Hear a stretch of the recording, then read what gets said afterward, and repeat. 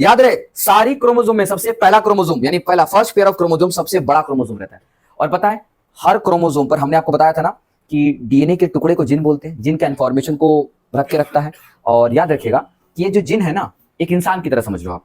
और जैसे आप लोग अपने घर से साइकिल के थ्रू से आए हो या बाइक के थ्रू से आए हो, जैसे भी आए हो आप लोग, जो भी हो, आपको किसी ने छोड़ के गया, तो आप जिस वाहन पर, जिस व्हीकल पर बैठ रहे हो ना, वैसा ही व्हीकल क्रोमोसोम है। क्या है? क्रोमोसोम वो गाड़ी है जिस पर जीन बैठकर एक जनरेशन से दूसरे जनरेशन जाता है। यानी अगर आपके माता पिता से अगर आपका जन्म हो रहा है, तो आपके माता पिता से आपको क्या मिला है? यही क्रोमोसोम मिला है। बस मैंने क्या मिला है? और इसी क्रोमोसोम पे गुण लिखा हुआ, गुण यानी कि फीचर्स, कैरेक्टर्स लिखा हुआ। किस रूप में लिखा हुआ है? जिन के फॉर्म में। किस रूप में?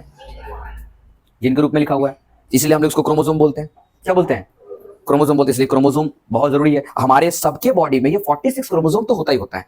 हमने इसको दो कैटेगरी में बांट कर गए थे। कौन कौन सा? एक ऑटोसोम और दूसरा एलोसोम में बांट कर गए थे। एग्जैक्टली। और ऑटोसोम हम आपको ये बता चुके थे कि हमारे बॉडी में दो तरह के सेल्स होते हैं, सोमैटिक सेल्स और जर्म सेल्स। सोमैटिक सेल्स और जर्म सेल्स। सोमैटिक सेल्स जिस चीज को बनाती है, यानी कि आपकी पूरी बॉडी का ढांचा, आपकी बॉडी में आंख, नाक, कान, मुंह, बॉडी का जितना ऑर्गन है, सारी चीजें सोमैटिक सेल्स बनाती है। कौन बनाती है?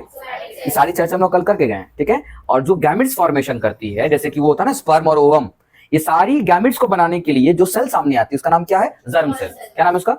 जी हाँ।